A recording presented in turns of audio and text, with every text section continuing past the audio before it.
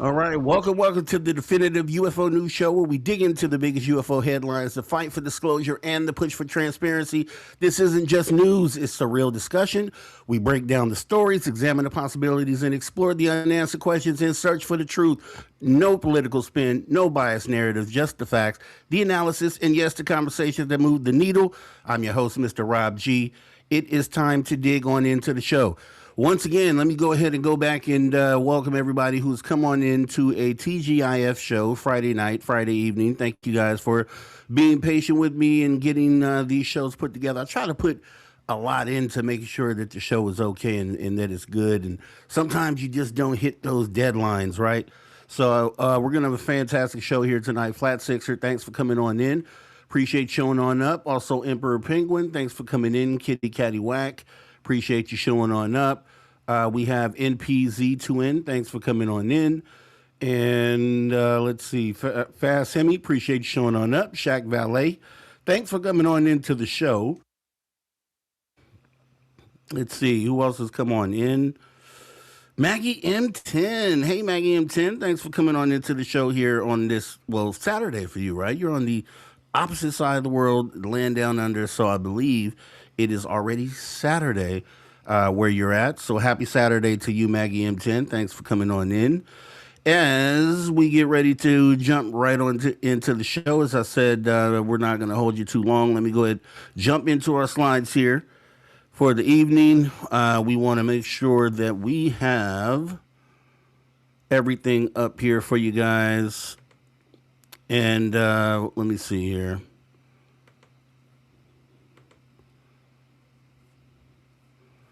All right, we're going to be talking U.S.Os, unidentified submersible objects, right, which are really UFOs. At the end of the day, UFOs are USOs, so we're going to make sure that we go ahead and talk about what it is that these things are, why they're there, and what are they doing for the bigger part, right? We want to know why they're there, what are they doing, what is the intent.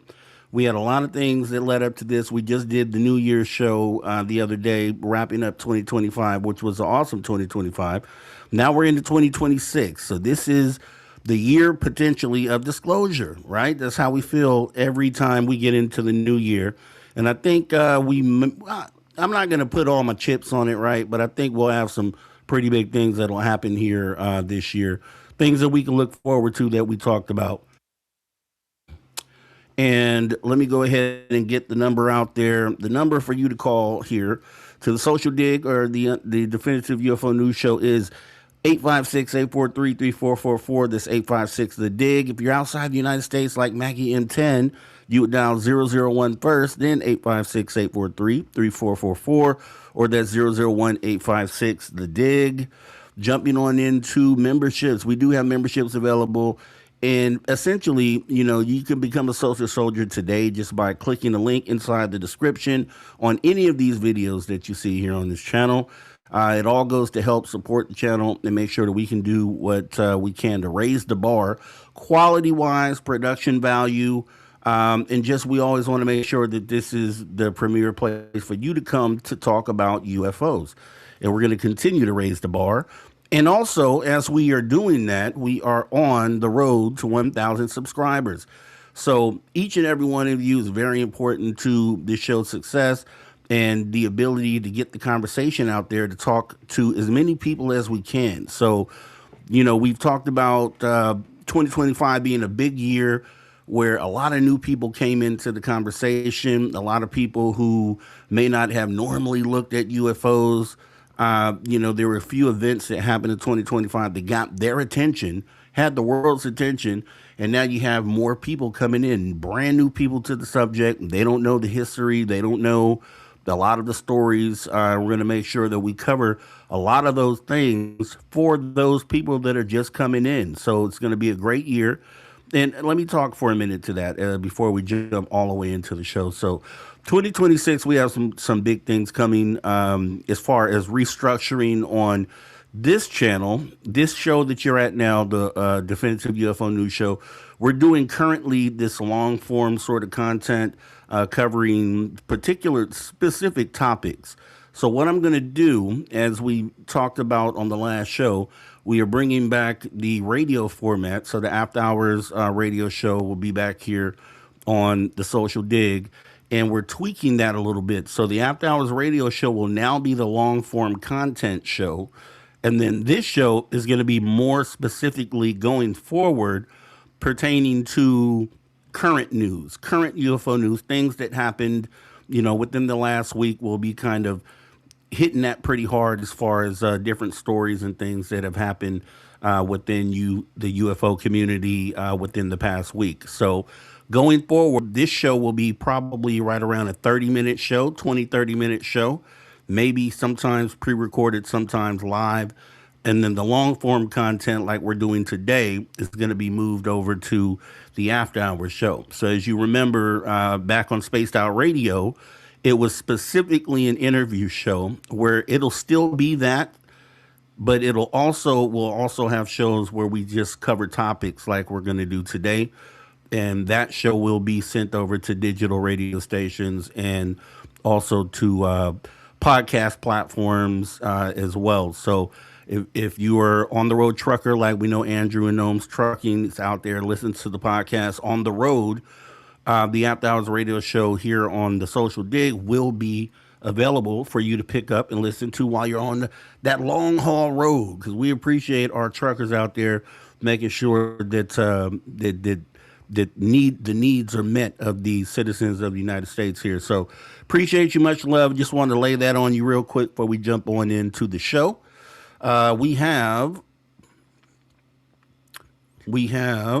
the topic for today, which is going to be unidentified submersible objects, right? Which again are simply UFOs that are transmedium, that have the ability to come from space to roam around in our atmosphere and then also go into our oceans, which there are videos, images, all sorts of things out there that show us that that's exactly what's happening here.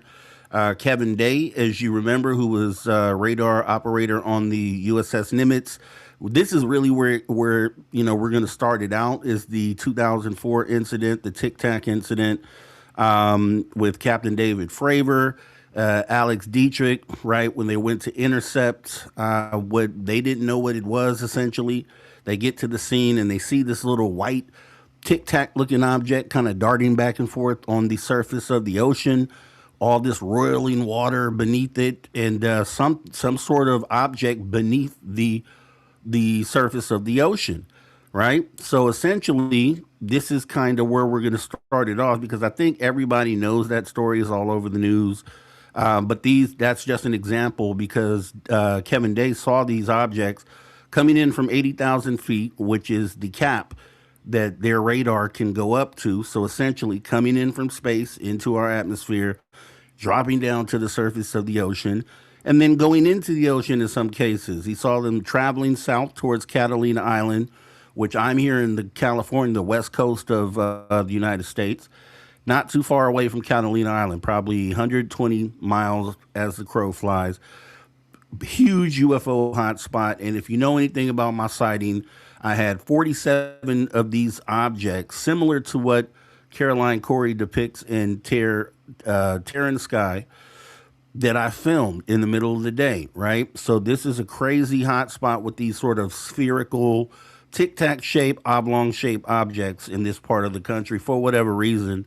One of the reasons people think is because there's some sort of UFO base underwater, right? That's to be determined, because as you know, only about 10% of our oceans have been mapped out by human beings. So we really don't even know what's down there. It could be the whole, civilization of these things down there. And we wouldn't know, because we only mapped out 10% of the ocean. We're going to get into some things, though, that I think are pretty compelling and will make you kind of think more about what's under there. I go to the beach a lot. And when I do go to the beach, obviously you're looking out over the ocean. You're seeing seagulls and all sorts of just the beauty of the sun shimmering off the ocean going out until infinity, essentially, till you can't see any further. And it's a beautiful sight to see. You don't think about what's beneath the surface. And we can just start at what we know is down there: whales, sharks, squid, all sorts of marine life that you'll find down inside of the ocean. But apparently, there's other life there as well that may or may not be from this planet, depending on how you look at it. So we're going to jump into a few things here, and the first thing I wanted to look at, because if you remember back in 1940, well, you can't remember because you may not have been alive then, but there's a story about a UFO that came ashore back in 1942, right here in California, in Los Angeles, the Battle of LA, right? Now, if you ask me, and we'll go into reasons why it makes sense, but this came from offshore. So this object came from offshore and came into Los Angeles and kind of hovered there. This is the actual image that they put out in the paper with all the spotlight shining on this. For a long time, I thought this was like a recreated image. Like this was, they were, trying to depict what this looked like. But apparently this was the actual image that they took that night and printed in the paper. So this object comes from off the sea, over land, right? They shoot all this artillery at it, thousands of shells of artillery. They shoot at this object and it does absolutely nothing, right? Now, when I think about that, it makes me think about something that happened recently, right? With the UFO, the Hellfire missile, and we'll talk more about that as well. But a lot of similarities. We always talk about how historically you want to lean on history to be able to kind of, understand or make educated guesses about what it is that you're currently dealing with. History is always a good indicator of that, and it doesn't fail in this situation. So I would bargain to say the Battle of LA, the craft depicted there, being that it came off of the ocean, there and in the same general vicinity as a known UFO hotspot, where there are hundreds of sightings each year in this particular geography of the planet. I would bargain to say that the Battle of LA craft was likely also something that, if it didn't come straight from underwater, that it was also a transmedium object, right? There's enough data there to at least consider that. Now, here's one thing I want to put into perspective. Lou Elizondo went on the Joe Rogan show, and he was asked about, some of the things he may have seen while in ATIP that would, be mind blowing. And this is what he said. So I want you guys to go ahead and check this out. A video, high resolution video of, I can't say what platform it was taken from. I can't say where it was taken from, okay. But an object that, do you know how large an offshore oil derrick is? They're huge, right? Yeah. They're like almost like a small city, right? They're like one city block. They're huge. They're enormous things. There is a video that shows one of these objects underwater that goes by. The speed was calculated between 450 and 550 knots underwater, and it was bigger than the offshore derrick that it was passing, because you could see in the video the offshore derrick, and you could see this thing zip right by it. Jesus. So if you know what an oil derrick looks like, and actually I happen to have a photo just in case you didn't know what one looked like. So these are the things that you saw in, remember the movie Armageddon.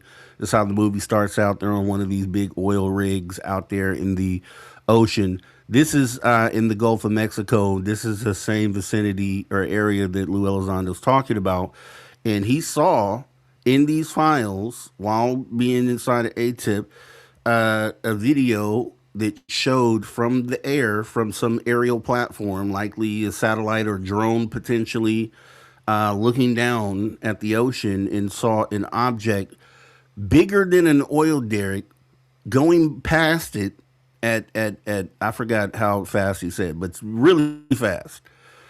That's crazy. That's crazy to think about something that big, bigger than this, what you're looking at on this screen, traveling under the ocean. right? There isn't anything that we have that's doing that.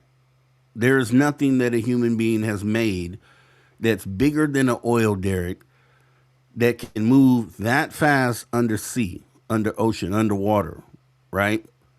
Can we agree on that? And I would, I know people in the community already know this, and you already agree, I'm sure. But for the skeptics out there, right? Because I like to challenge skeptics when we have these conversations, right?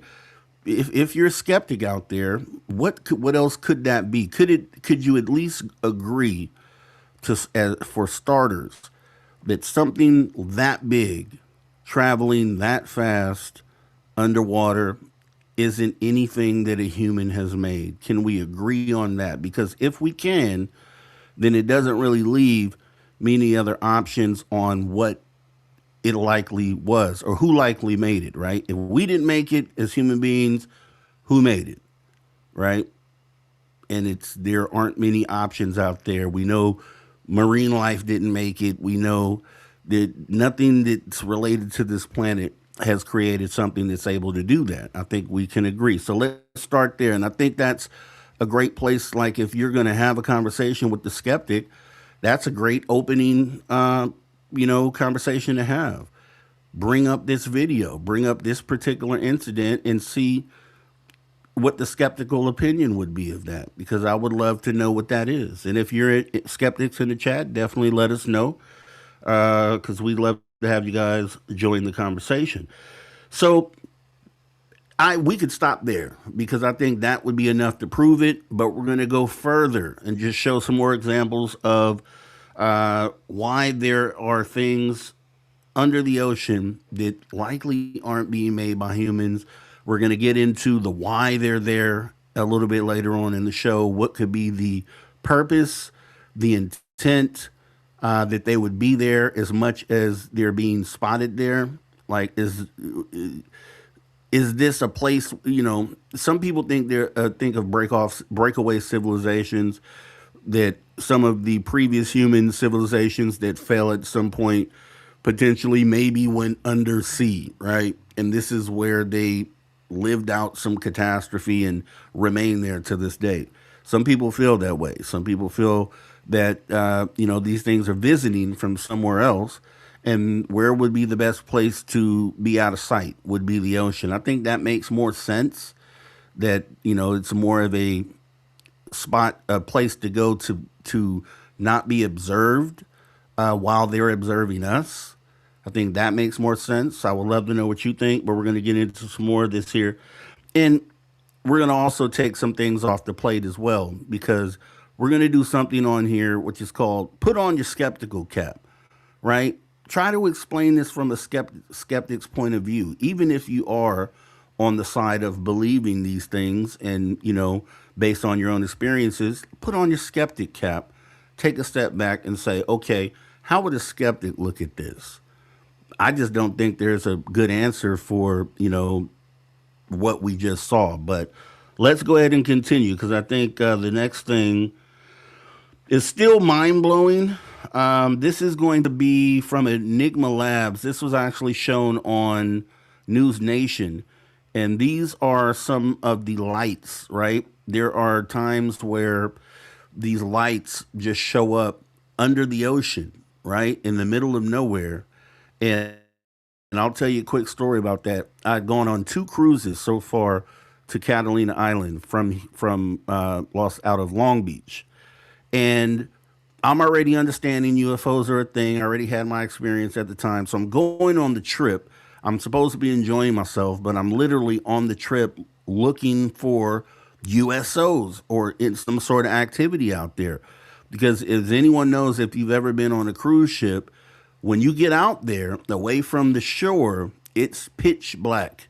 I mean, it looks like outer space. You can't see the water, you can't see anything. So if anything were to light up, you'd be able to see it. And that's pretty much what I did. I didn't see anything, but there are some people that have been out there that have seen things uh, through the water. And I'm going to go ahead. We're going to take a look at this real quick and talk more about it here.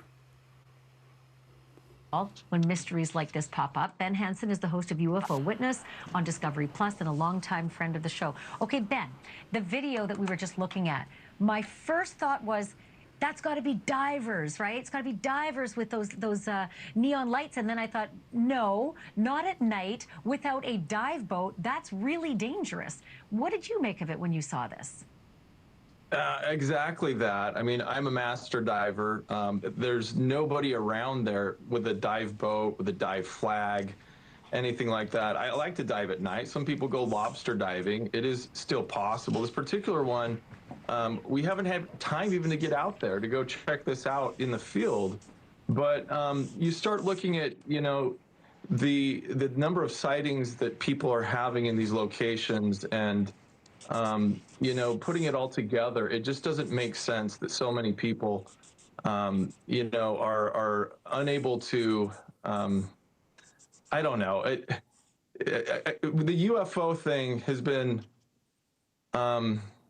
you know, always people focusing in the sky, right? And so it's kind of like now that we're shifting to U.S.Os, a lot of people are wondering if this is a new phenomenon or not, and it really is not. You know, it's the submerged objects have been since the beginning. You know, when we started reporting, remember we had these pilots that were seeing them in the water off of Catalina, and air traffic controllers were telling us that pilots were witnessing this glow, sometimes the size of a city. You know, and so here you have this Fort Lauderdale case. It's a lot smaller, but you know, it's really hard to say whether we're looking at a natural phenomena. These definitely not like phosphorus and algae. It's nothing like that, and it definitely doesn't explain how people are seeing the objects come up out of the water and zip out, and these huge like flaps have been going on for decades. And then the ones that dive back into the water and don't even make a splash, which is also, it just gives the, you know, makes the hair on my neck stand on end. Again, I just want to go back to these pictures. No, okay, not divers, but is it possible? Well, first of all, have we seen any, you know, plausible explanations surfacing? Like, well, this could be the military testing out new technology. This could be all sorts of stuff that we're not supposed to be seeing. Could be the enemy, although I doubt the enemy wants to be seen like this. But any plausible stuff that you've seen surface? In this particular case, we really haven't had a chance, no pun intended, to dive into it yet. But this is just an example, like I said, of something that is much bigger, where I've had numerous cases where people are telling us have been out in the boat, they've been far away from shore, which again would be much more difficult to be just divers. And they've passed over areas about the size of a football field.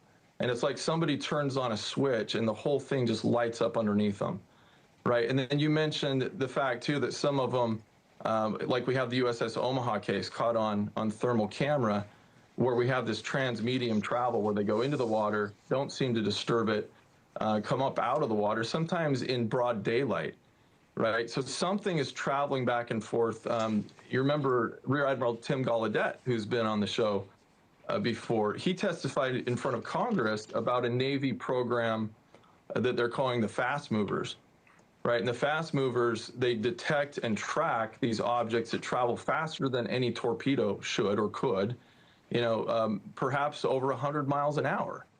Right, and so you've got the fast ones, you have ones that kind of just linger there, huge, kind of like the size of a city. These guys, I think, were really afraid because they didn't know, should we actually drive over it? What's going to happen if we do? Is it going to take us down, suck us in?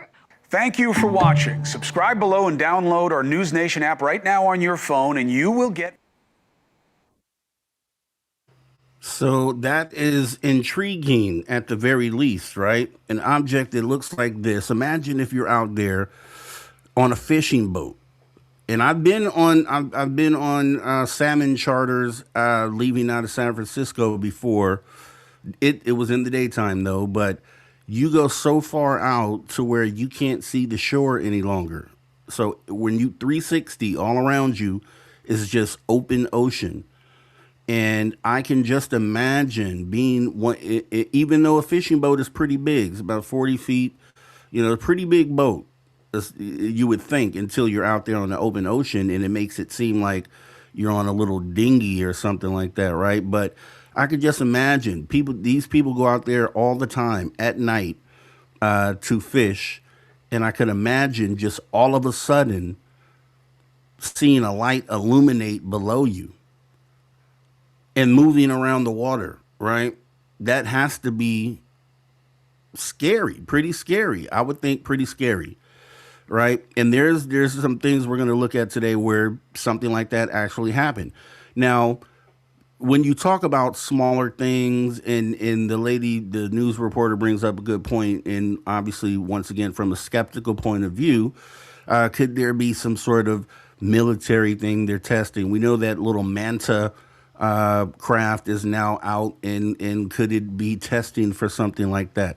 I think in some cases, yes, it definitely could be. But when you get into, as been talked about there, going over an area that's the size of a football field, being lit up in the middle of the ocean, now that's where you start getting into very likely not something that a human being has made. As you know, we have nuclear submarines out there patrolling the Pacific, the Atlantic. Pretty much we're in every body of water out there, right? And not only are we there, but there are also adversary submarines out there as well in the open waters, right? So they're keeping an eye on us, on our subs. We're keeping an eye on their subs. And best believe, if it was something we were doing out there that was that big, somebody would know about it. Our adversaries would know about it. It would be talked about, right? So it's just one of those things where you have to ask yourself. And even let's take it a step back further. We can go back 80 years where submarines could barely go, 2,000 feet below sea level, and in rudimentary technology at the time, and talk about some of these same things happening. We could actually go back even further than that, as we're about to do in a moment, and talk about some historical cases where we didn't even have submarines. This is way back in the day, hundreds and hundreds of years ago, where the same types of things were being reported. We'll be jumping into that in just a moment, but I wanted to compare this video that we just saw, right, to the video. If you remember, George Knapp put out a series, I think it was about a year ago, not this past summer. I think it was the summer before, or it could have been last summer. He put out a series where they inadvertently caught, the cameraman caught an object that was in the sky, a ball of light that kind of was descending down slowly, and eventually went to the surface of the water and then went in the water. I don't know if you've seen that video, but it's very comparable to what we're seeing here, and kind of just adds to the overall conversation that this may be a video that depicts a transmedium UFO, and then once in the water, a U.S.O. That they actually ended up catching on camera.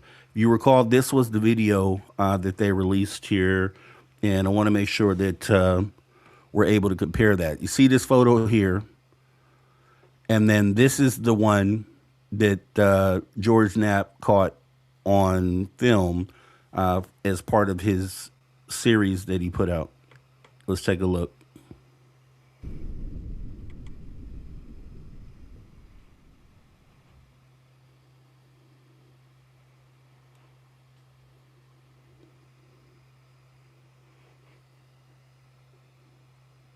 And apparently they just let the cameras run overnight. They weren't even attending the cameras at the time. The cameras just happened to be on middle of the night. They didn't find out that this was on there until they went to go edit this film for the show that they were doing. Did they discover this on there? And what it clearly is showing is a ball of light that is slowly going down to the surface of the water, and then now going in the water, as you'll start to see the glow from the water. You're going to get a closer view as well. I think they're going to zoom in as well. But this is what I'm talking about. Imagine being out on the water in the middle of nowhere, and you witness something like this, a lot of people have witnessed things like this out there on the open ocean. It just doesn't make sense. Take a look at this.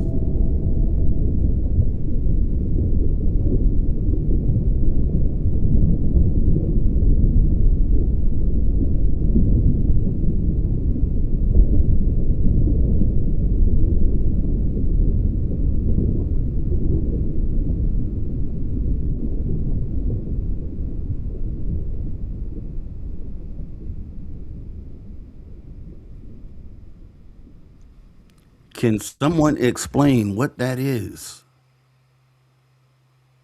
Right? When we're making a case for this, because this stuff, like, it's out of sight, out of mind, right? You live on solid ground, right? You're not out there on the water.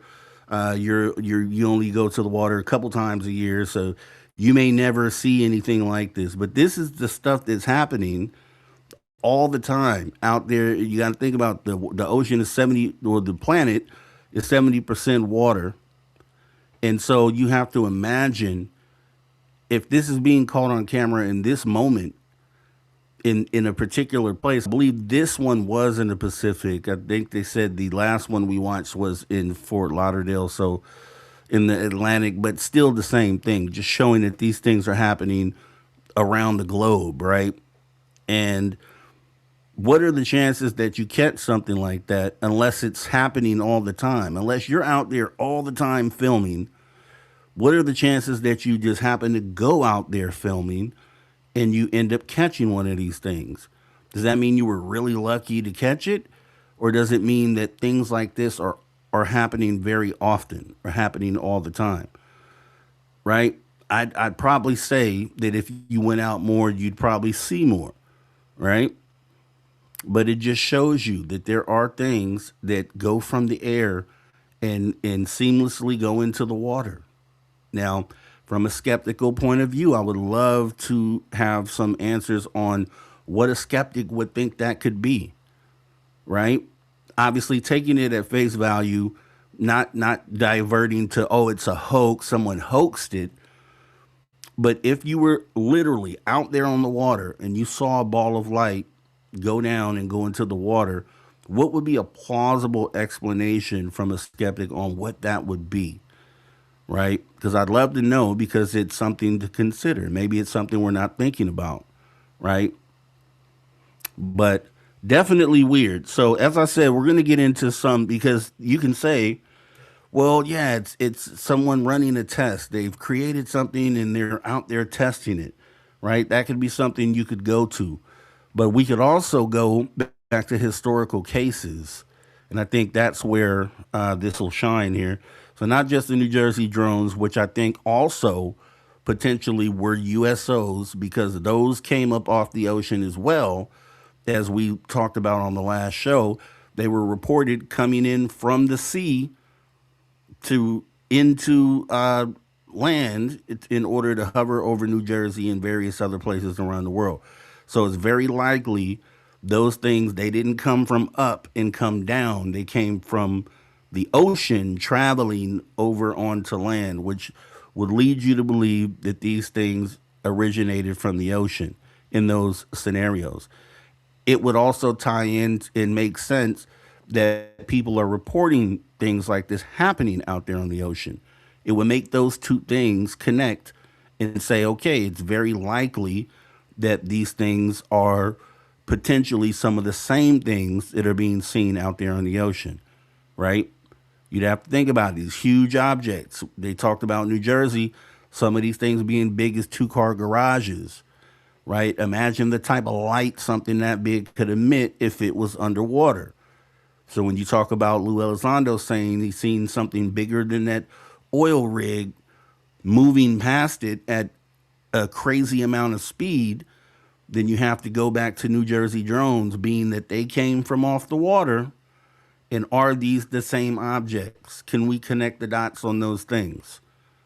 Right? I think there's a case that could be made for that, because once again, when you just look at New Jersey drones by itself and you're not thinking U.S.Os, you're not thinking of any of the other things, then you might be at a loss. But when you start connecting dots, looking at things that we can show are happening out there, then I think it starts to make sense on, how these things could be related at the very least, right? Not saying what's in them or where they originate from as far as from out there, but we can at least say that these things are probably related at the very least.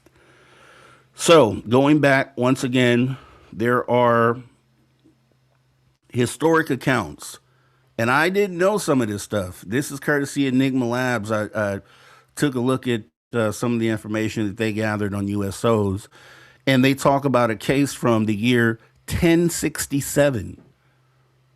That's a year right there, 1067, right? So what is that? It's almost 1,000 years ago. England, Geoffrey Gamar's fiery object off the Northumberland coast. So let me read this to you. This account comes from Geoffrey Gamar's Histoire des Anglais, or which means history of the English, a 12th century Anglo-Norman chronicle that draws on earlier sources. Gaimar describes a, quote, fiery sign observed by locals in Northumbria, modern-day Northumberland, which appeared as a flaming apparition in the air. It flamed brightly, revolved, ascended high, then plunged into the sea, repeating this pattern over time. The phenomenon reportedly occurred in 2 seasons of the year, suggesting a recurring event rather than a one-off sighting. Some modern interpretations link it to the comet of 1067, which Gaimar have described poetically as, quote, sign and likeness of fire, possibly influenced by astronomical events like Halley's Comet, though that was in 1066, or auroral activity. In the historical context of the post-Norman conquest England, such reports often blended natural phenomena with omens or portents, common in medieval chronicles. Similar fiery apparitions were noted elsewhere in England around the same era, such as 1394, where nightly fire-like objects shadowed people and moved erratically. So we're talking about the year 1067.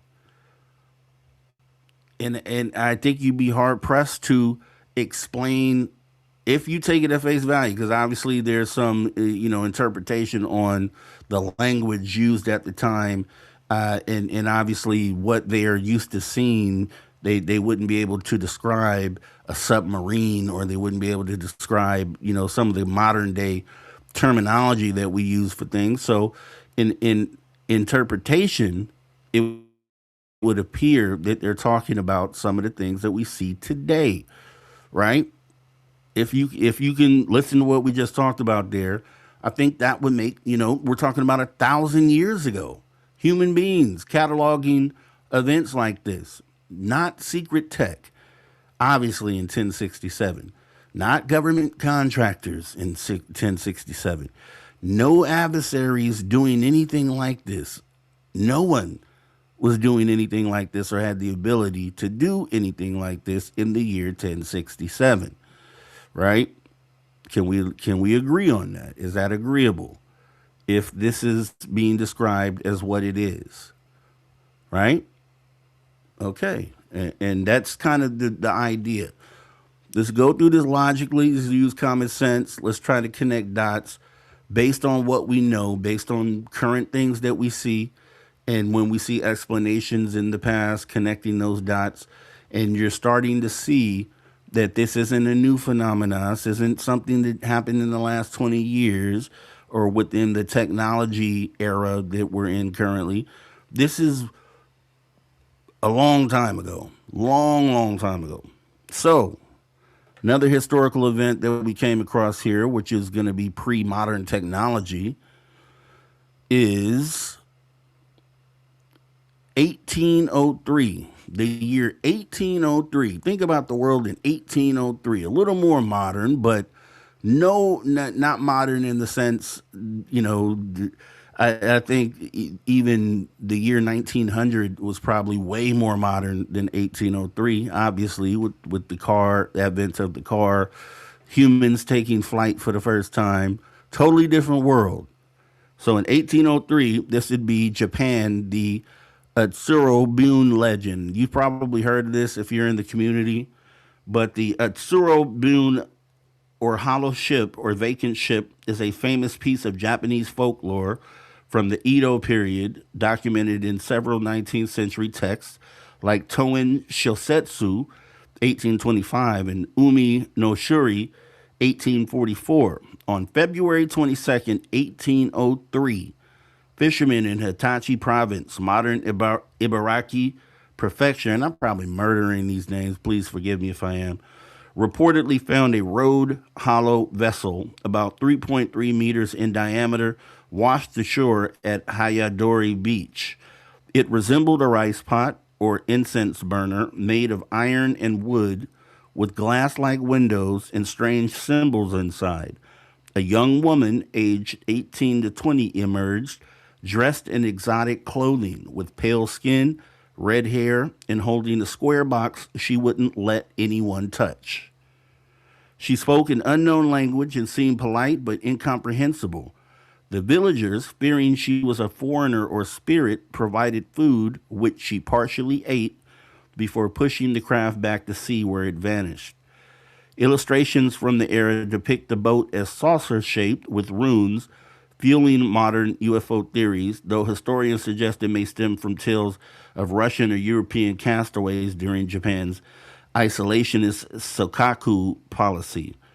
Similar hollow boat stories appear in other Japanese coastal regions, often tied to yokai, supernatural beings, or omens. In contemporary discussions, is sometimes compared to alien encounters. So, once again, it's an interpretation thing. At the end of the day, could that simply be just extraterrestrial visit? I don't know. They said lady ate part of the food. That would lead you to believe that she's human or is able to consume food of this earth. So could that be a case, or could that just be lost in translation? I don't know, but it's in 1803, right? Let's move on. 1813. The USS Niagara, shell-shaped floating object in the Atlantic. This sighting occurred during the War of 1812 era, as the USS Niagara, which is a brig involved in the Battle of Lake Erie later that year, sailed from Lisbon to New York. The crew spotted what they first mistook for a distant shipwreck, a large hump on the water surface of off the Nova Scotia coast. Closer inspection revealed a 200-foot long shell-like structure, possibly organic or mechanical, with undulating motion in large arc openings intermittently covered by a fin or flap. The quote, dreadful appearance frightened the sailors, who opted not to send a boarding party despite initial plans. No official naval logs confirm the event, but it's recounted in maritime folklore and early animalistic literature as a sea monster. In the 19th century, such reports were common amid expanding ocean exploration, often attributed to giant squids, whale, or debris from shipwrecks. Modern U.S.O. researchers frame it as an unidentified submerged craft, linking it to patterns of objects entering, exiting the water. So, once again, how do you translate that? There's going to be many cases historically. These were just a handful of the ones that we found on Enigma, but there's a lot of different stories out there historically. I'm sure some of you know some of them that also talk about, some of the same things, seeing some of the same things, weird things out on the water, weird things coming in and out of the water. And we have one more, I believe, from the 1800s. And we picked that because it focused on that because it's pre-modern technology. So when you hear these stories, none of the explanations that are currently used for prosaic explanations could apply to any of these. And that's the reason why we're only focusing on this particular time period. But we have 1825 HMS Blondie, Alexander Andrew Bloxham's red luminous orb in the Pacific. Andrew Bloxham, a 23-year-old naturalist and brother of the ship's surgeon, documented this while on a 2-year scientific voyage aboard HMS Blonde, 1824 through 1826, which circumnavigated South America and the Pacific, including Hawaii, where it returned the bodies of King Kamehameha, Kamehameha, Kamehameha, the second, and Queen Kamamalu. In this diary, Bloxham described the orb emerging from the sea at night. Okay, now we're talking. Bloxham described the orb emerging from the sea at night, glowing red like a heated cannonball, illuminating the deck brightly enough to see small objects. It ascended, descended twice, then disappeared. The event lasted briefly but was vivid, with no accompanying sound or smell. Bloxham's voyage focused on ornithology and botany, contributing new Hawaiian bird specimens to science, so his observation carries credibility as a trained observer. Possible natural explanations include bioluminescent plankton, blooms, or volcanic gas ignitions, giving the Pacific's ring of fire. But structure, rise, and fall behavior puzzles experts. And the behavior for that one right there definitely mirrors some of the things we just looked at. And some of the things that you've seen out there on video. Things coming out of the water, or even if you didn't see it come out of the water, orbs, floating up and doing weird things. Now, some of those explanations, bioluminescence, right, doesn't come out of the water. So I think you could cross that off. Volcanic gases being ignited, being that that's the ring of fire. Maybe, right? I don't understand the science behind that, but I would think we would also have, examples of that happening current day, because it's still the ring of fire, and there should still be, some of the same things occurring if it was that. So looking at it from a logical point of view, I think you could strike off the explanations and then kind of, understand that it mimics a lot of the stories and things that we hear about and talk about modern current day, right? And this is in 1825.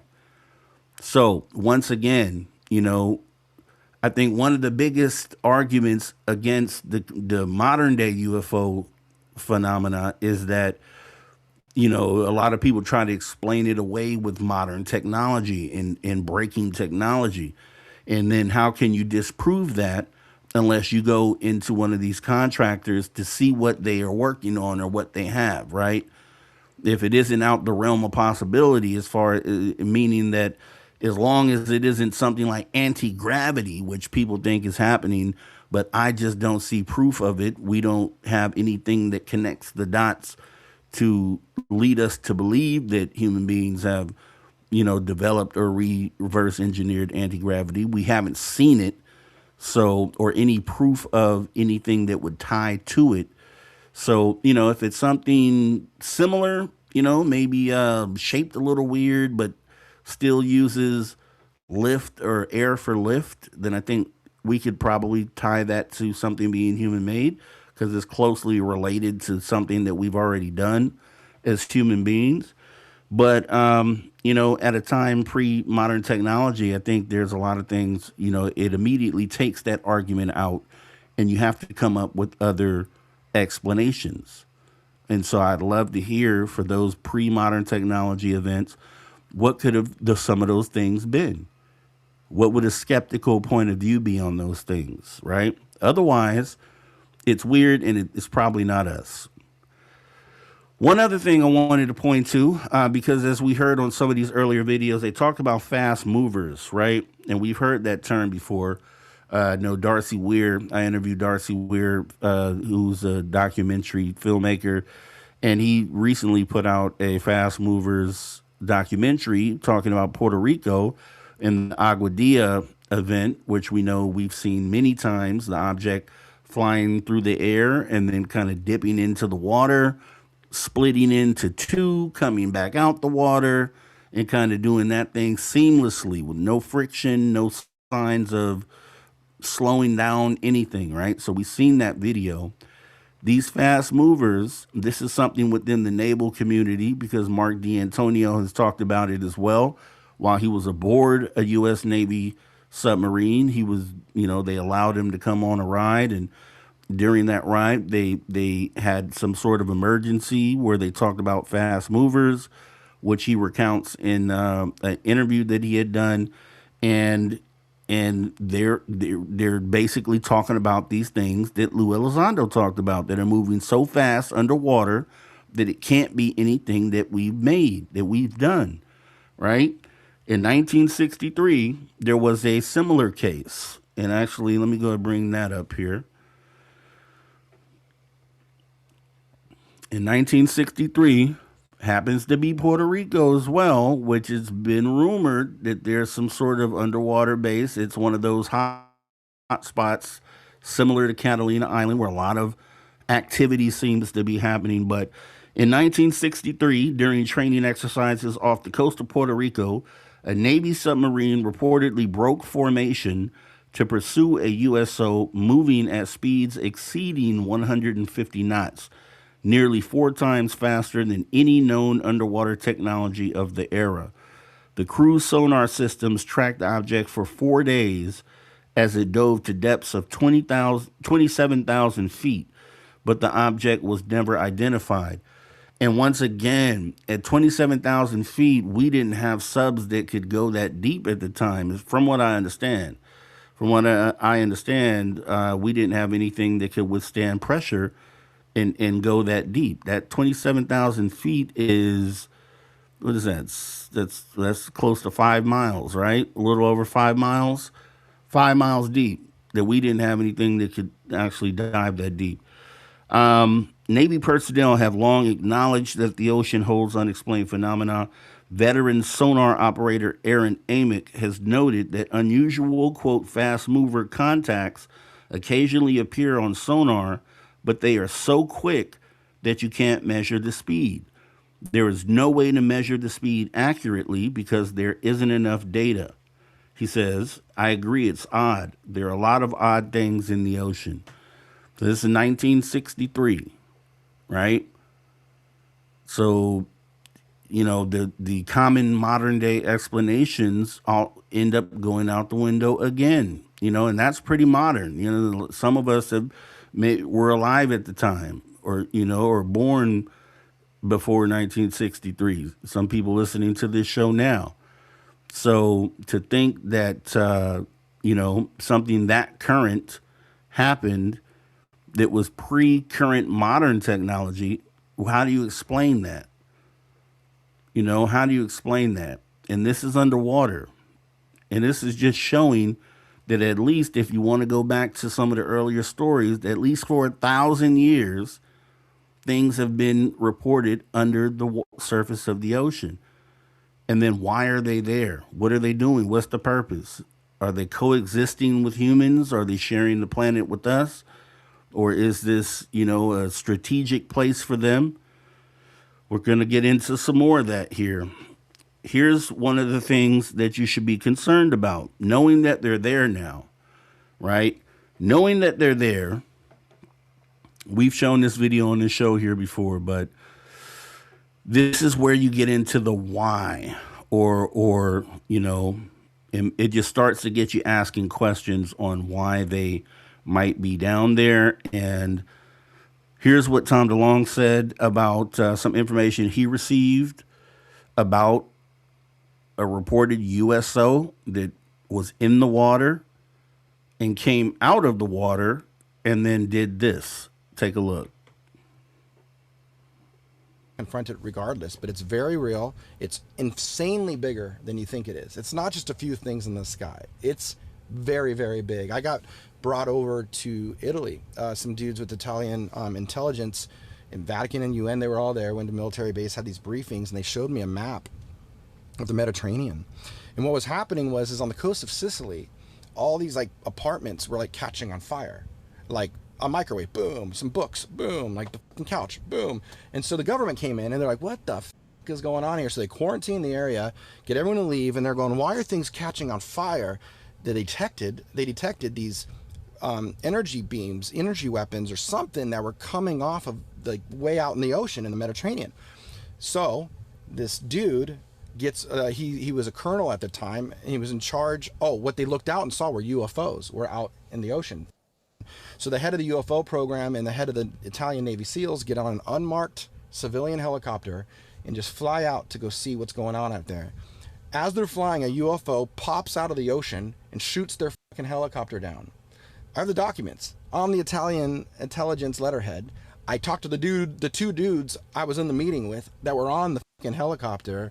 I have pictures of the helicopter being chased by the UFO and all the damage that was done to it with some type of microwave weapon or something. And what they found out was that there were airplanes and other helicopters kind of in the area, but the UFO knew that those dudes were looking for him. Okay, once again, mind blowing, right? So we've determined that these things are down there and they're under the water, right? Many cases we've talked about. Now we're talking about a time where one of those things underwater did something aggressive, right? So then you start getting into the why. This is the why, the intent. Like why would they do that? Why would, if they are down there, which I think we've talked about and shown, then why are they showing aggression towards the other inhabitants of the planet, meaning human beings? Like what's the deal there, right? And so he's seen this information. Some people believe Tom DeLonge, some people don't. I we know enough to know that in I think it was the WikiLeaks, right? His name came up a lot because he was having correspondence with some of these people in these key places behind the scenes. So it leads credibility into some of the stories that he's telling, right? I don't have any reason to not believe that story, right? But then it's also backed up by what we were shown in Congress. So we have multiple situations where these objects that are seeming to go from space to air into water and coming in and out of our water, i.e. the New Jersey drones, have done things like fire on civilian or human aircraft, period. Whether they're civilian, military, I don't think really matters. But I guess, him pointing out that it was a civilian craft just shows you that the aggression isn't likely just towards things that they might deem or recognize as military. It's like this special group of human beings that fly these sophisticated craft, right? So it just shows the aggression there. Then it was backed up in the video that we saw at the last UFO hearing, which depicted what? Us firing back on them. And if you don't remember that, we just played it on the last show, but I definitely want to make sure for context that we take a look at that as well.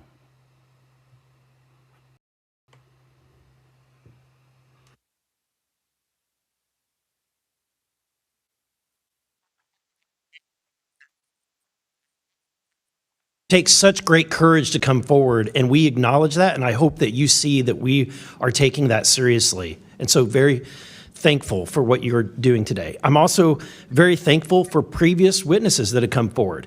I see Matthew Brown in the audience. He courageously stepped forward and was as a witness. I encourage everybody to look and seek his testimony. I want to thank the people that came in our first hearing: Ryan Graves, David Grush, David Fravor. And in our second hearing, Admiral Gallaudet, Lou Elizondo, and Mr. Gold. And the many others that have come forward. We hear you, and it's time that we, enough is enough. It's time that we take action. Look, I'm not jumped to the conclusion that I believe that there are, aliens coming from another planet. But I'm open to that. And I think that it's our responsibility, especially when we're seeing that we have a government that is actively blocking information from us. Just last night, I tried to get an amendment onto the National Defense Authorization Act that fit in the germaneness of that bill to have UAP disclosure. And conveniently, it was named non-germane, mostly deemed by staff, not even an elected official. This is the kind of stuff that we repeatedly see. Last year, we were blocked by someone in House administration from being able to receive a full briefing from AARO. So not an elected official, but someone in staff blocked us. And I've had it. Enough is enough. I want to cue up a video that I've been given. And as before it starts, I'm going to describe. This was taken October 30th of 2024. This video is of an MQ-9 drone tracking an orb, or this object, off the coast of Yemen. You'll see that another MQ-9 launched a Hellfire missile. That you cannot see that And drone. as we're watching this, obviously, and this so, is the video they released. and I'm not going to Congress explain it to you. released during You'll the see last exactly UFO what it hearing. does. And the object, you'll see it get hit, and it's over a body of water, right? So water, here we go.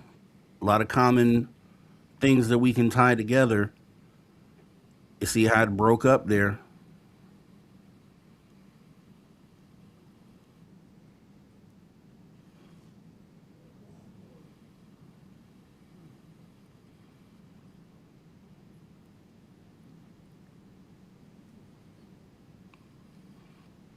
This is when it zoomed out. So you can still see it traveling.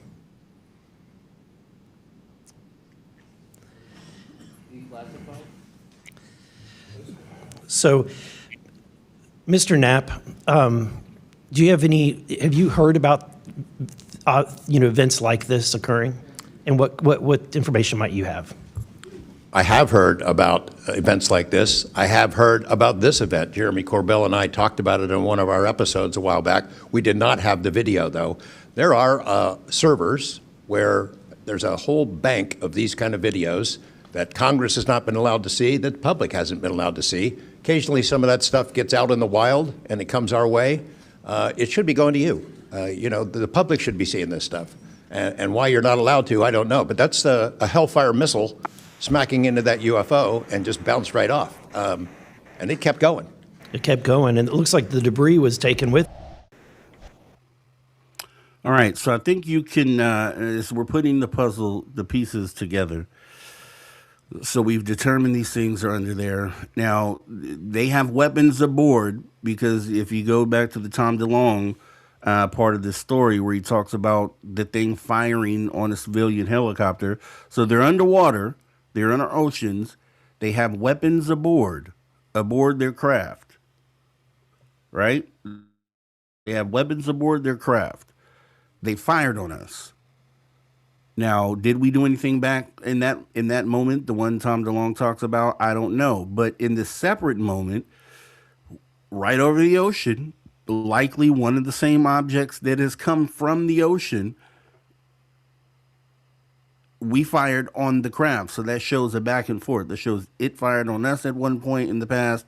We fired on them at one point in the past. The same objects found over the water that are likely the same things that are going in the water, right?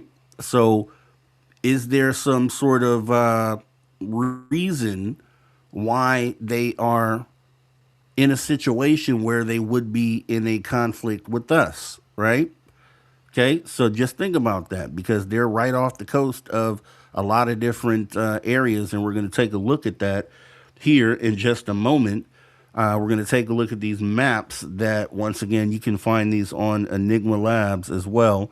Kind of just depicts where some of these hotspots are, some of where these reports have been coming from. So this is the Gulf of Mexico here, where you have, and some of you out there may be able to say, oh, that dot is where there's a military base. And I'm not sure that that's the case here, but this just gives you an idea of where some of these U.S.Os have been detected right off the coast of the United States, right? This is the Gulf of Mexico.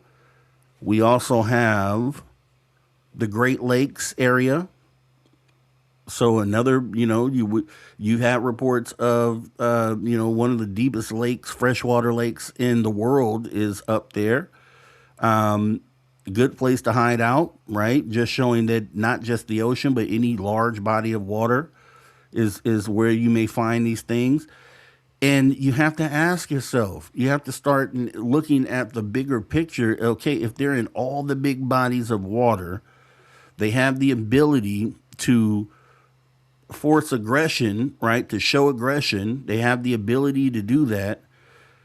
Then you have to start going into the strategic value there for them.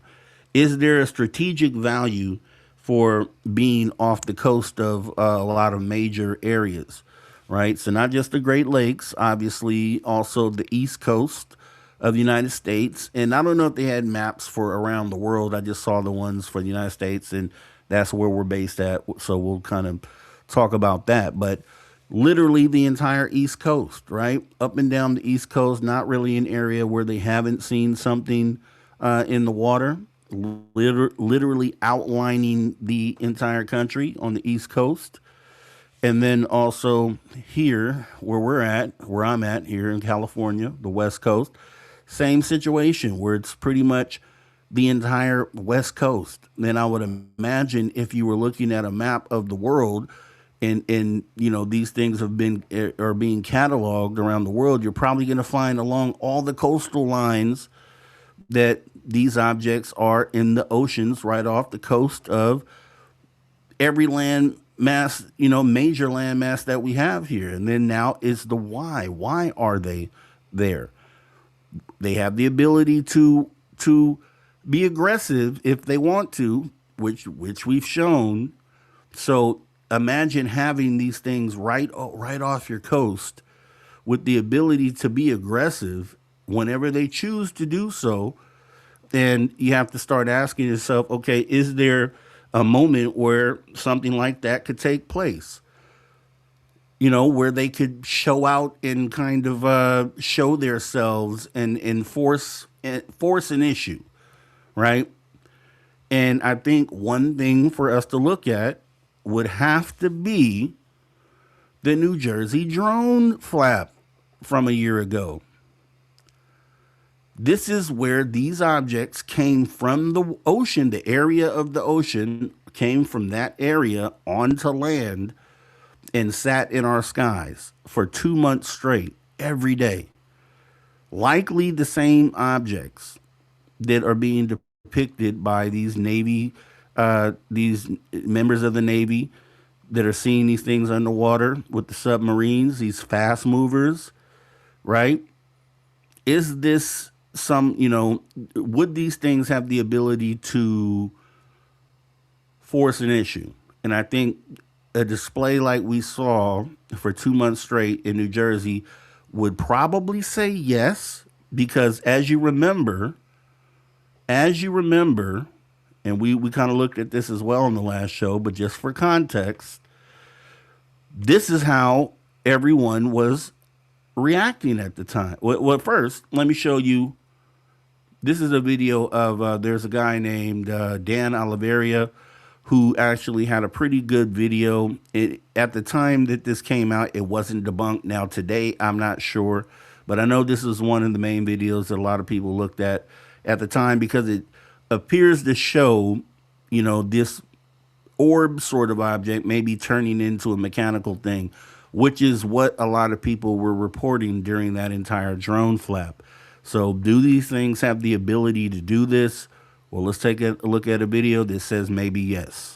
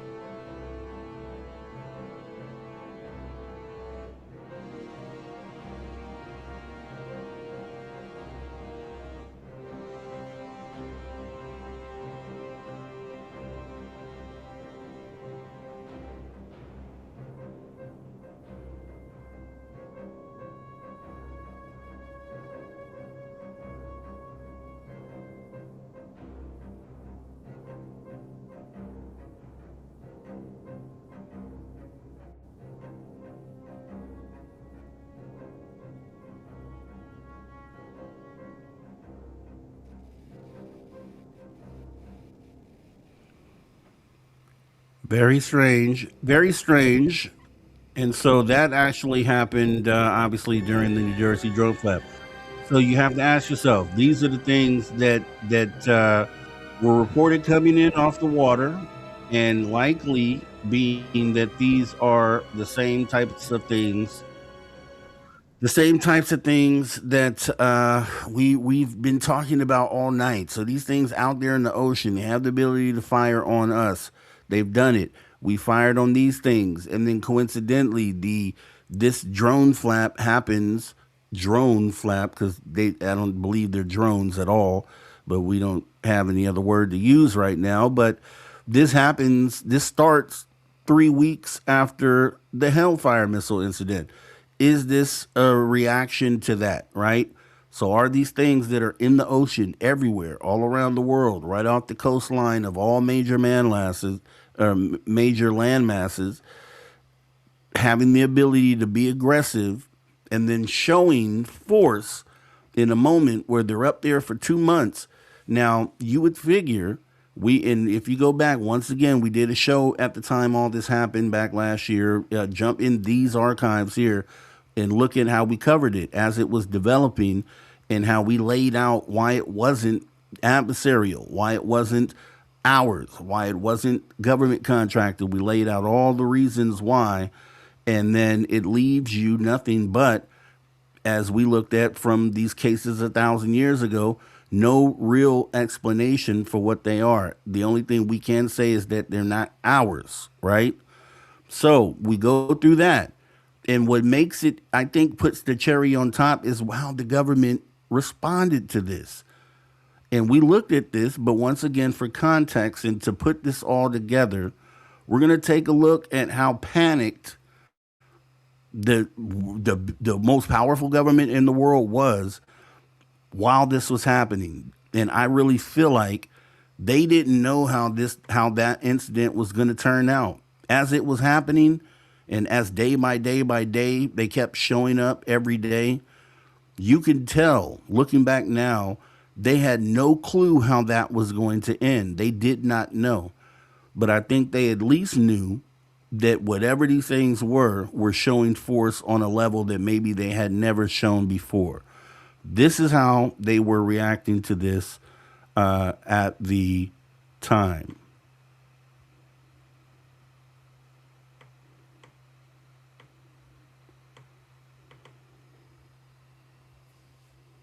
You're telling me we don't know what the hell these drones are in New Jersey are?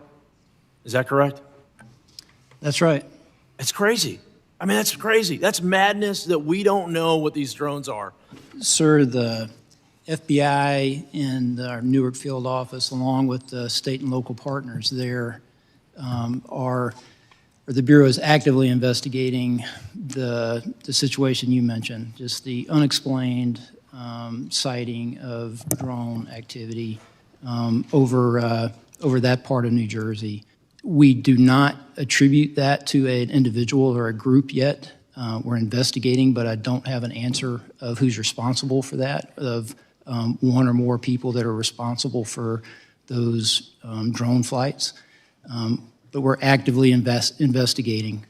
It is concerning. Is the public at risk? Is public safety at risk? Are we concerned that there are nefarious intentions that could cause either national security or a public safety incident that would put Americans at risk? There's nothing that is known that would lead me to say that. But we just don't know, and that's the concerning part. A lot of questions still remain on Capitol Hill about what exactly is going on in our skies with all these drones. Here's what some House lawmakers on the Intelligence Committee said just moments after exiting a 3-hour closed-door briefing. No, we have no idea who owns these drones. We spent a lot of time in this hearing asking the question in every way imaginable as to whether or not any of these sightings in New Jersey, Connecticut, anywhere they're being cited, are federal government operations. And they are not, we were assured. And we asked this question over and over and over again. They are not federal government operations to sniff radiation, gas, recovery, anything else. 5,000 reported incidents. I think it's very important there. They had no clue. They checked on the inside to see if it was government. There's nothing to lead them to believe that. You can see fear. I see fear in a lot of their answers. They have no clue on what this is, and these clips are going over that 2-month period. So, if you remember at the time, they'd come back every day, and they just had no answer for what these things were, and they call them drones, but they know that they were more than that. They know that they were more than that, right? Because these things are the same things that are being reported out in the ocean. Well, let's listen to more of what they're saying here. Lights in the sky that were basically processed by the FBI, CIA, DHS, and other agencies. And they've now determined about 4,900 of them can be explained as, commercial drones, amateur drones, manned aircraft, and the like. They're still tracking down what's going on with those other 100 incidents. But my main point that I took away was I think they should provide more of this information faster to the public, especially if they know that something is a manned aircraft, for instance, providing information to the public about, okay, this is the flight tracker data. This is how you know that this is a civilian aircraft and so forth. It had to do with information that was already unclassified, and they needed to explain to us why they ruled X, Y, or Z reasons out for why those lights in the sky appeared.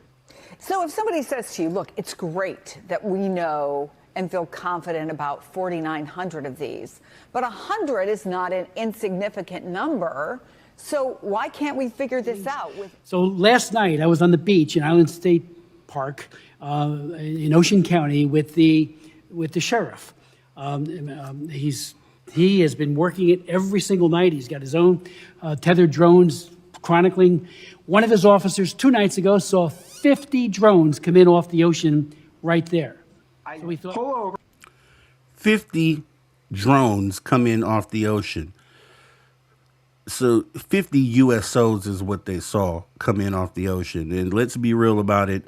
No need to read between the lines. I think we've laid out enough to say that these are very likely connected to everything that we've talked about today and everything that we've looked at. And it's all about, once again, when you look at these things separately, you don't have the bigger picture. But when you look at them all together, historical data, you look at all of these events, you can't help but walk away from this and realize that all of these things are connected, which really answers the question on what these things were. But there's even more. We have a couple more things we'll look at before we wrap this up. So we're almost done here, but let's go. Get out of my car, forget about the phone. I'm just like looking at this thing, wondering what the heck it is. Then I said, I should take a picture. I grab my phone, starts, the second it notices I'm out there, it just starts heading south. Grab the picture. The picture looks like a dot. It looks like, at the very most, like a Plan 9 from outer space flying saucer. But when I got a good close look at it, when it was only about 100 feet off the ground, maybe 150 feet off the ground, it looked like a drone on steroids, like literally a drone the size of a garage. So the next morning I called the FAA, I called the FBI, and still to this day, I've not gotten a response from either of them. Sabrina, can you tell me what the Pentagon is doing to address this issue of drone sightings over New Jersey? It's near sensitive installations. The FBI is involved. What is the Pentagon doing? Sure.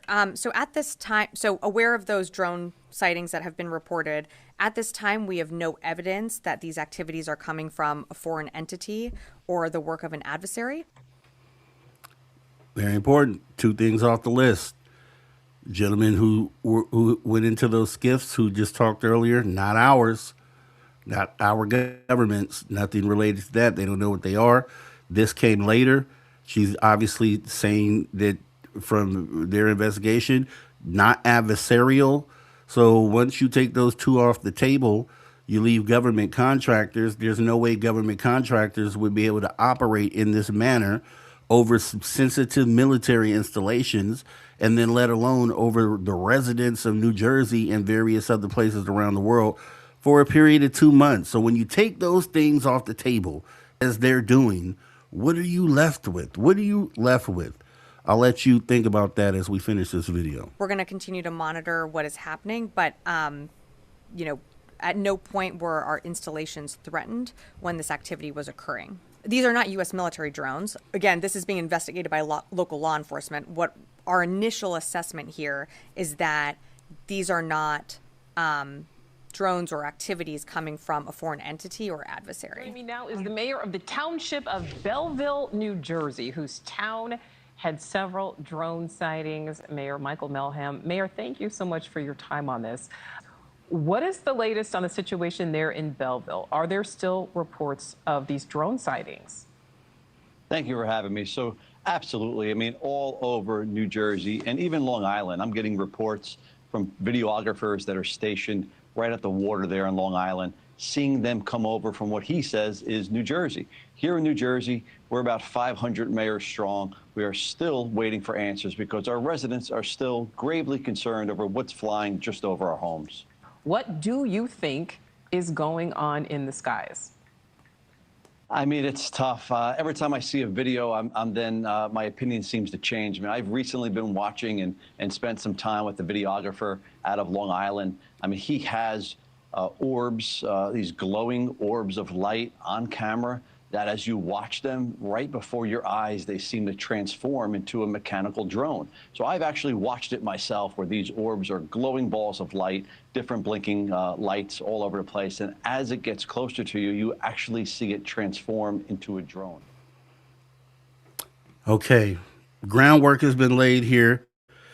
So with that being said, this is the most troubling part, right? So, okay, this is part of the government. Obviously, there's still levels above these individuals. These are Congress members, mayors, governors in some cases who were out asking the upper echelons of the government for more information. You had White House press secretaries, you had defense secretaries come forward and tell you what it wasn't. And then this is how at the top of the ladder, the president of the United States went ahead and went about this. And then also the conclusion that they came to, and it just, I think, paints the picture of a government who was scared to death of what was happening because they knew it wasn't adversarial. They knew it wasn't ours. And so they knew that it only left one other explanation. And this is how the top levels of the government went ahead and handled this. And then we think we got one more thing after that, and we'll wrap this up. The drones that are flying around New Jersey ports. It seems like the American people have a big disconnect. The government knows what is happening. Look, our military knows where they took off from. If it's a garage, they can go right into that garage. They know where it came from and where it went. And for some reason, they don't want to comment. And I think they'd be better off saying what it is. Our military knows and our president knows. And for some reason, they want to keep people in suspense. I can't imagine it's the enemy, because if it was the enemy, they'd blast it out. Even if they were late, they'd blast it. Something strange is going on. For some reason, they don't want to tell the people, and they should, because the people are really, I mean, they happen to be over Bedminster. Will you Want to know shoot them down? they're very close to Bedminster. I think maybe I won't spend the weekend in Bedminster. I've decided to cancel my trip. Have you received an intelligence briefing on the drones? Okay, so that's prior to Trump coming into office for the second term, right? And he's laying it out. They should know, and that's the facts. We have surveillance everywhere. We have satellites that can see, can make out the words on a page of a book from their vantage point, right? So we talked about this as it was happening, that they know where these things originate from, and they were watching them. It's for 2 months straight. They are watching them go to wherever they're going, and they still come to the conclusion that they're not ours, they're not adversary, because they know they saw them go back to where they came from, likely back into the ocean, right? So keep that in mind, because this is before he gets back in office. And these clips are now, once he's being inaugurated, and you'll see what their final stance is. And all these mysterious drone sightings across the tri-state. The FAA, for the first time, has issued bans on flying unmanned aircraft across parts of New Jersey due to security concerns. Several areas, including Jersey City, Edison, and Elizabeth, have all been deemed national defense airspace. The restrictions run from now through January 17th. The FAA says pilots who violate the airspace may be intercepted, detained, and interviewed by law enforcement. The agency also warns that the U.S. government may use, quote, deadly force if any drones pose an imminent threat. More to come throughout the morning. Yeah, so much. I'm going to give you a report on drones about one day into the administration, because I think it's ridiculous that they're not telling you about what's going on with the drones. That could be us sending drones. I hope that's the case, us doing it and doing research, and maybe they don't want to talk about it from that standpoint. I hope it's not an enemy, but we're going to find out on the 21st, the day after. You have to give me a little time for the inauguration, but shortly thereafter, we'll give you a report on it. We'll tell you exactly what it is. They know, and it's very strange that they aren't talking about it. I would like to find out what it is and tell the people. And can you commit to some kind of... In fact, I'd like to do that. Could we find out what that was, Susie? Okay? Yeah, why don't we find out immediately? I mean, I can't imagine it's an enemy, or there would have been, you know, people would have gotten blown up all over. Maybe they were testing things. I don't know why they wouldn't have said what it was. They had a lot of them flying over Bedminster, which is interesting.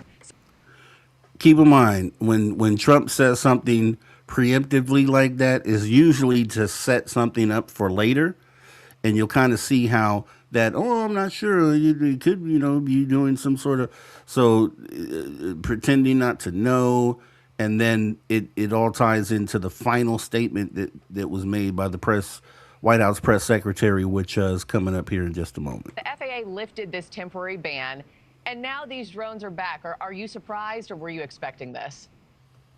Oh, good morning, Marky. Look, the simple fact is they're like the Thanksgiving and Christmas guests that never left. The story saying that the story suggesting that there was a decline in the drones is nonsense. You've only got to talk to New Jerseyites and New Yorkers. They say these things never left the skies. And as those mayors are saying, there are still hundreds of them every night over these neighbourhoods. And all they want is answers, because the FBI has basically said it doesn't know what they are. Yeah. And so did the ban even help? Did the ban do anything? No, Ross? I don't think so. Okay. I don't think so. And the government's got no answers. It's as simple as that. And the public want answers. And indeed, the new president has promised to deliver one. So let's hold him to that.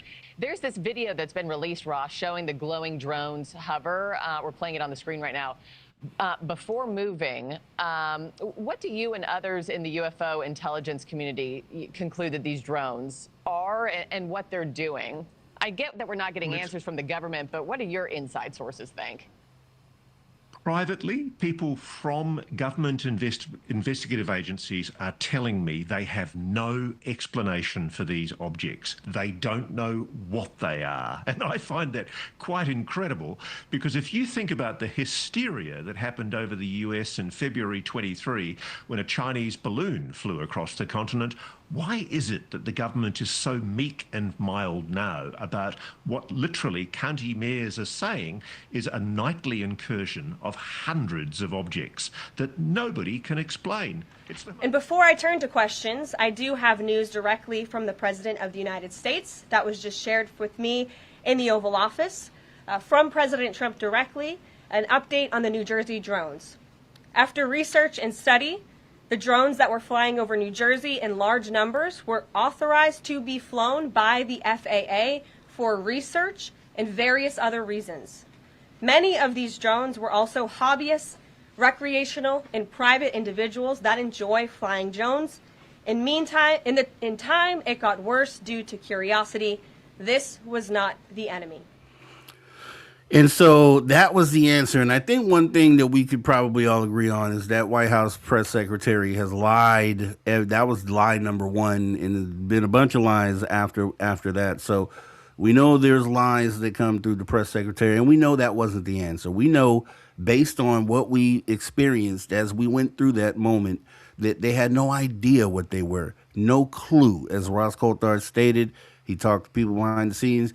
They were scared the entire time. They didn't know if this was the moment. They didn't know what these things were going to do. They know that they have fired on us before. They know because in our 3 weeks prior to the drone slap that we fired on these things before. So when they all of a sudden come back 3 weeks later and show force like this, they don't know what's going to happen. They just know that we can't fire things at them to bring them down. And so they were in a moment where they had no clue what the next day was going to bring. Once again, as we started this show, we talked about UFOs. USOs are simply UFOs that have gone into the water. These are transmedium objects, once again, that can traverse through space, through our atmosphere, and then also through water. So USOs aren't separate from UFOs. They are the same thing. USOs are UFOs, right?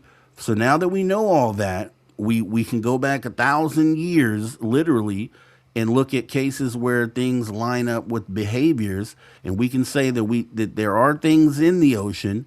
We can look at a map that shows that they line a lot of the coastal property that humans inhabit, and that they have shown aggression against humans seemingly unprovoked, that you have to wonder what their purpose is, why they were there, and it all goes to the reason why the government seems so scared during that drone flap, because I think these things were showing them that we can do this, and we can do this right now, right?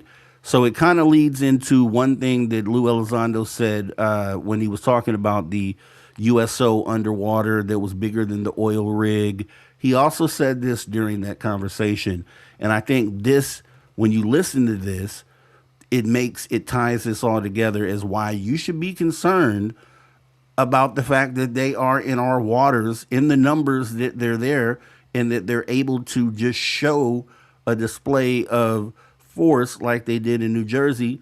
Listen to Lou Elizondo's rationale for the behaviors of UFOs in general, and what it seems like their purpose might actually be. Let's take a look.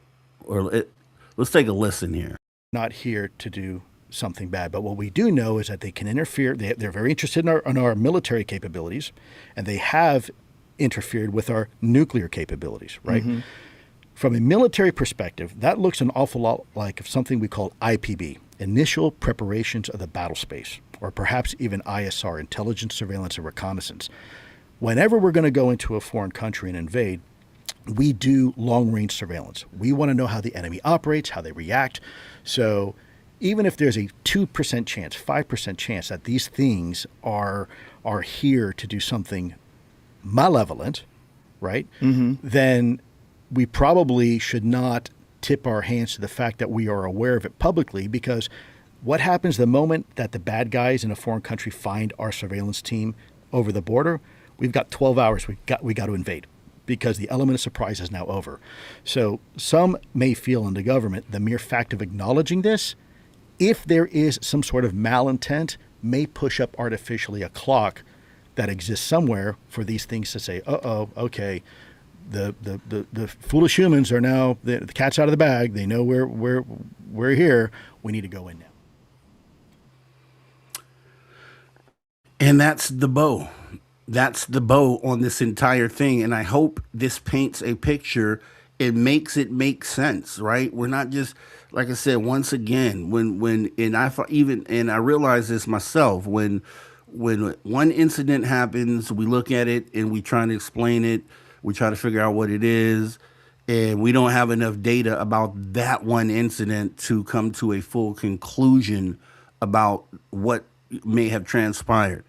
But when you start putting these pieces all together and building this picture, then you're able to see, I think you could walk away and say that these things don't belong to human beings, and that you have observed behaviors that you should be concerned about, and that the governments have shown you that they are in fear of whatever this is, and also that these things have shown that they can do what they want to do, and there's not anything that can stop them. And, oh, by the way, they're right off the coast of pretty much every major city, likely on Earth, not just the United States. And, Lou Elizondo paints a great picture and puts a real nice bow on that, because it would be, if you think about it in a militaristic fashion, these would be behaviors that you would show an adversary to show force and to say, hey, we're here and we can do this at any moment, right? And so I would love for you to walk away and share this with the skeptic. If you have a skeptic out there that always talks about, there always has an explanation for what this is, cough, cough, Midwest, or anybody like that out there, right? This is an open conversation for both sides, for people who have seen things and people who just believe that this can't be a possibility. Show them this show, share this show in future shows that we do, because this is how we put these things together. I think that's the way you move the needle, is by painting that picture and showing it, right? And I think we definitely did that again here tonight. Now, here's a little twist and just something to think about. Now, I don't know how far this would go, but I did a show March of 2024. So this is like 6 months before our last presidential election. And I had posed a question like, if disclosure was imminent and the governments knew that, if they knew, okay, they're going to find out like any day here, there's nothing we can do to stop them finding out, meaning us as citizens, would they be willing to blur the line of democracy? Would they be willing to take a democratic process like the one we have here in the United States and blur that line and do things like put military in the streets for population control? So kind of preemptively taking steps because they know something imminent is coming, and not to be political, and we're not taking either side in this, but just looking at what's happening within just the United States currently, which is affecting the world. You see decisions that are being made and you're scratching your head like, why would they do that? And I think, if you look at it from a point of view, like, if there's three things that could really shake up the world, right? That would be knowledge of an incoming asteroid impact, imminent nuclear war, or disclosure of the alien presence. That would be things that would shake up the world enough to lose control of the population. So if any one of those things were imminent, and we couldn't stop that from happening, or governments couldn't stop it from happening, would they be willing to cross the line to say, let's start preemptively putting things in place for population control because there's something we can't afford? They just did this, show of force. The drones did the show of force. And if they decide to do that again and the cat's out the bag, we need to get ahead of it. It would explain why a lot of the dumb decisions are being made right now, or things that we might perceive as that. But if you look at it from one of those three imminent things happening, then does it make more sense why some of these crazy and wild decisions are being made out there?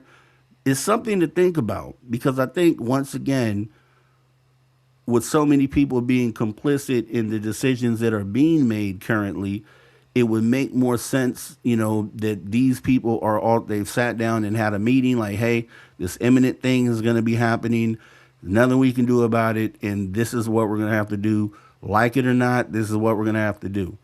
And I kind of feel like that if that were the perspective, it would make what is happening current day in politics make more sense, that it is all tied. And if you have a government that showed that they were scared to death of what happened last year with that drone flap, it would make sense why dumb decisions are being made today, or things we perceive as dumb decisions. So that's just something to add on top of it. Time will tell if that turns out to be a real thing or not, or if it is even connected to the fact that these things are here and in our oceans and showing aggression and showing that we can't do anything about it. But once again, share this show with the skeptics. I think this would be one of those things that I think would further the conversation. So one thing I put here is there was no answer for this display. So are U.S.Os strategically positioned to do what they displayed during this flap? Could they do that again, but globally? Could they show up as they did in New Jersey, but everywhere, right? At one time? Are they showing, is that kind of what they're showing us? Is that they have the ability to do that and that they will? And they'll sit there for 2 months every day? Is that kind of what they were showing us? Right? And then also, how many governments were afraid, not just ours, but around the world, were afraid of the implications related to these drones / U.S.Os and the fact that they couldn't do anything about it, right? How did that make governments around the world feel in that moment, right? You got to ask yourself this, because it would explain the climate and the weirdness of 2025 and going forward. So, like I said, time will tell. We'll see what happens. And that is the show, guys. Unidentified submersible objects.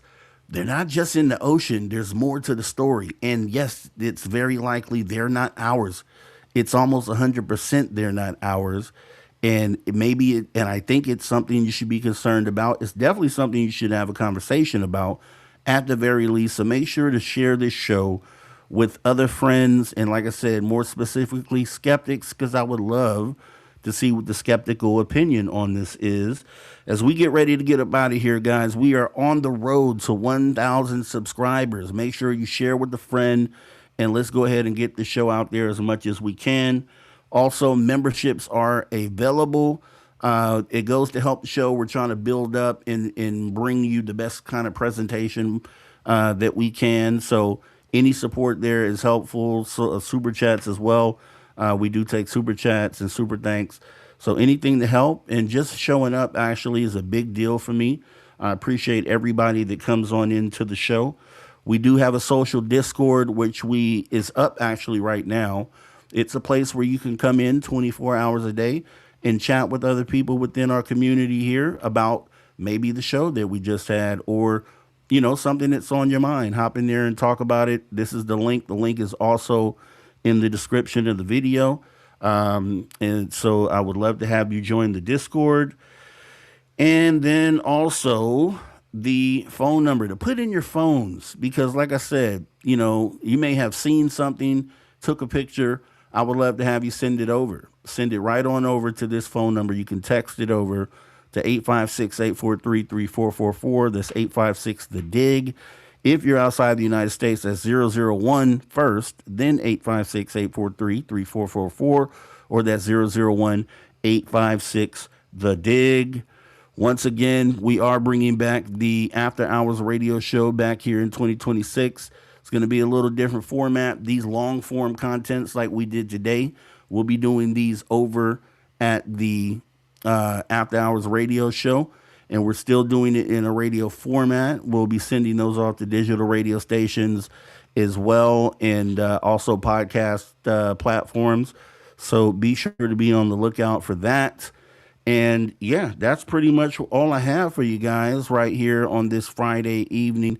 And I do appreciate you guys coming in, spending time with us on the show here tonight. Let me go ahead and take a look at the chat here, because I know I've just been going on and on. Definitely want to thank everybody that showed up. Flat Sixer, Emperor Penguin, Kitty Catty Whackfast, Hemi Shack Belay. I know I saw Deb from Sacramento out there, Maggie M10, Kitty Catty Whack. Let's see who else came in here. Let's see. I saw a few other people here. I'm just scrolling through the names here. Mel WD40. Appreciate you getting back with us, and I'm glad that you're feeling good here, Mel WD40. So appreciate you coming on in, and glad to see you back around as well. Let me see who else is out there. Let me keep going.